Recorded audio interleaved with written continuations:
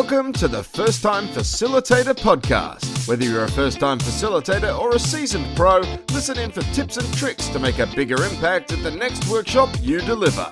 And now, your host, Leanne Hughes.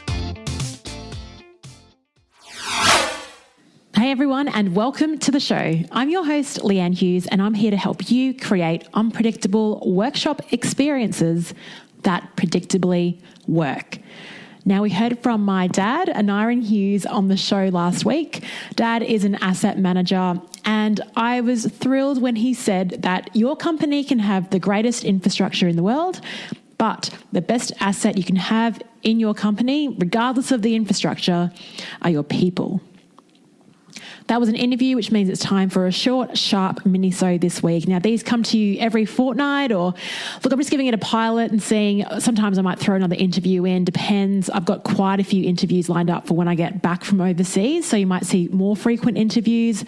But really, the difference between this and the interviews is that in these solo Minisodes, I aim to share one piece of practical advice that you can use to boost your workshop experiences. Before I dive in, remember, if you want to continue the conversation when the podcast is over, you can join our community of over 290 facilitators from all over the world. It's truly global, on the free Facebook group called The Flip Chart. You can view a link to the group and other resources mentioned in this episode in the show notes over at firsttimefacilitator.com/episode 86. Now, on to the show. Now, this episode was inspired by the traction I got from a LinkedIn post I put up a couple of weeks ago that also got really great response on the flip chart too. The post was all about music. Now, before I share the essence of the post, I don't think I need to give an explanation on why music is important. I've certainly delivered workshops where I didn't have any music, and sometimes when you get people to individually reflect and take notes, it's just dead silent. You don't even hear crickets. There's not even white noise if you've got no air conditioner on. So sometimes it's useful to have some music. And I think we all understand how music has an incredible effect on how you feel. Certainly when I need to change up my state and feel more motivated, or even if I need to calm down or focus, I put on some music. It just has such a powerful impact on your mood. So on LinkedIn, I posted up a playlist I created on Spotify, and the playlist is called Energize Your Workshop. And I put a call to action on there too. So the caption I wrote was, hey, LinkedIn, this is a playlist I pop on a speaker during breaks or activities during a workshop to create some fun and light energy in the room. What songs should I add? Here's the criteria. The songs must appeal to all age groups, be clean, so no explicit language, and can't be a Nickelback song. I was kind of joking because I'm probably one of the only few people in the world that doesn't mind Nickelback, but that got a great response. And the feedback overall to that post was great. So I was looking for some new tunes I could add to my playlist to really create some momentum, some build-up, some excitement, obviously some energy. Currently on my list, I've got some Maroon 5, Electric Light Orchestra, Calvin Harris, some Billy Ocean. It's really a mix for all the generations, and it is all popular music because that's what I listen to.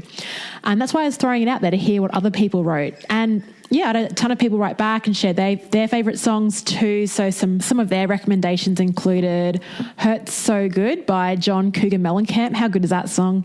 Leon Kutzer, who's working in Mongolia, says that always induces a good foot tap. Kate Norris, g'day Kate, from Presentation Boss, said she can't help moving to Jump For My Love by the Pointer Sisters. She says she's got to have some 80s tracks in there. Couldn't agree more, Kate. And then it started feeling like a first-time facilitator, previous guest reunion party on LinkedIn. We had Sean Lavin get involved. He said, get the party started with Cake by the Ocean. And everyone loves the Jonas Brothers, right? Mel Kettle said Aretha Franklin, pretty much anything, and Destiny's Child. Nadia Petronovskava said Michael Jackson and ABBA.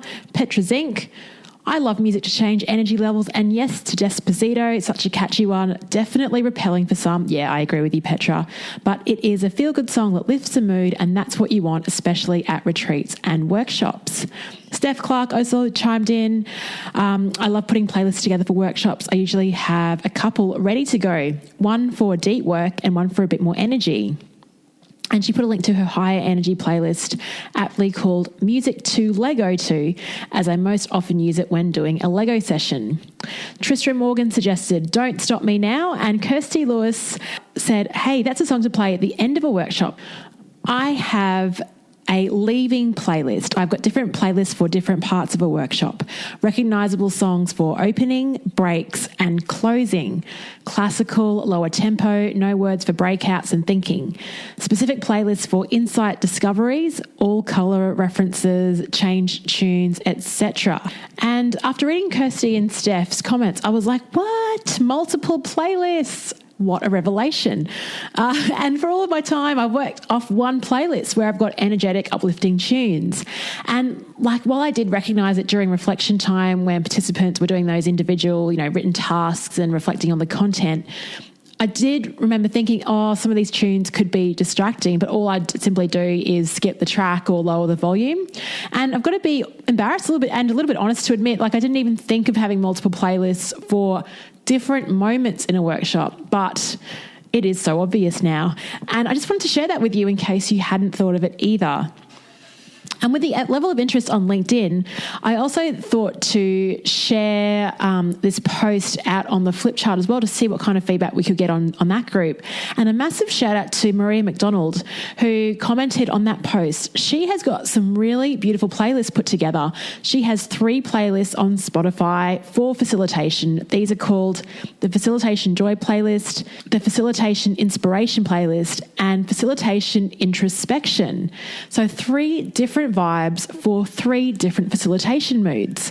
And she was very welcoming and said anyone can sort of follow or add tracks to theirs. So I'll link to those 3 playlists in the show notes as well. And when you look through her list of songs, you won't recognise too many. They're not so popular, but they're really terrific. I really love her playlists and I love how they target those different moods. So really the aim of this episode was to share these playlists and raise your attention of where you can find them. And even if you don't want to use these directly, you can scan through them. You can go onto Spotify, hop into your app, and then have a look through and add your favourite songs from these lists to your own and get them to really match the energy and levels within your workshop. Another idea is you can ask your audience to nominate their favourite tracks. So maybe invite that as part of their opening icebreaker questions. So, what's a song that makes you feel alive? Or what's a song that helps you focus? And mentally note down that answer and add it to your playlist and weave it through the day. If you remember my rule number 11 from the 12 rules of facilitation, it was pretend that you have a facilitation USB in your head. And so that's a really good skill. Is okay, what songs have they mentioned? And then during the break, be very stealth about it and add them to your playlist. So of course, when we're talking about music, a bit of energetic music helps me when I get ready in the morning. Every morning when I was in Hong Kong recently, I'd been running in the treadmill at the hotel gym and I've been ditching podcasts to listen to some music. It really helps me to get into state, to wake me up, to make me feel really good. I then went back to the hotel room, had a shower, cranked the music on the speakers as well and sung along to some songs to warm up my voice. And my go-to get ready playlist is the First Time Facilitator playlist on Spotify. Again, I'll link to that too. Now let's talk logistics. So the UE Boom has been my speaker of choice, and I bought that off recommendations from the Flipchart community. I bought that a few months ago. It's great. It suits me. It was super affordable. I think it was around 140 Australian dollars, and the battery lasts for 12 hours of music. And it syncs really easily and immediately to Bluetooth. I've had a few Bluetooth speakers in my time when it was frustrating to link up and it took 20 seconds to link up and then it didn't link. But this one's great. It's robust as well and waterproof. It's unbreakable and it's a good size for portability. And most importantly, the sound is really great too. It's a really good sound for that price. You can't beat it. I'm also Team Apple, as if you've listened to the podcast, you'll know that. And it's really easy to link everything together. So I have the Spotify app on my Apple Watch. So I can pretty much be anywhere in the room and I can increase or decrease the volume of the music. If we're doing an activity where people are moving and I'm moving as well, I don't have to be close. I don't have to take my phone with me. I just press the start and stop button from my watch. And if you like moving around the room, presenting at the back, the side of the room, it just makes it so much easier. You don't have to take your phone with you. That's what I love. And I'm also on the premium plan with Spotify. I think it's about $10 or $11 a month, which means all the music I play is ad-free. If you don't have access to your own speaker, but you do have computer audio linking into your workshop audio speaker, you can use the Spotify app on your computer as well to log onto the playlists, or you can access some music video playlists on YouTube. This could be kind of fun, as you can see the crazy film clips that accompany some songs. I always find it funny. Sometimes I may not like a song, but then I see the film clip and I end up loving the song. Does that happen to you? I always thought that Lady Gaga and Beyonce song Telephone was a little bit annoying. Then I saw the film clip and I fell in love with the song. It's just, the film clip's amazing. It's so bold and catchy. The colours are great. The scene edits are fast. It's awesome. It's like a Tarantino type of, if he made a film clip, that's what Telephone is for me. And that's it for the Minisode. I just really want to inspire you and remind you, if you know already, but consider music. It's an important element, I think, in your workshops. And also the consideration of different types of playlists for different moments within your workshop. That's probably the key takeaway to this is you don't have to stick to one playlist. It's how do you want to change the mood through the day and have your playlist planned accordingly. So I'd love to hear your thoughts on this. You can either DM me on Instagram. I'm on there at Leanne Hughes, and you can share with me what is your favourite song to either play in a workshop or to get you ready to deliver a workshop. Look forward to chatting to you next week. I hope you found this one useful. Have a wonderful week wherever you are in the world, and see you next time.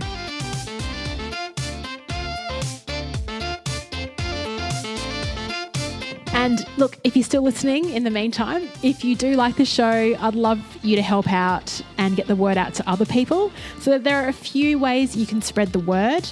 You can simply send them a link to firsttimefacilitator.com or leave a rating and review in iTunes to boost the public presence of the show.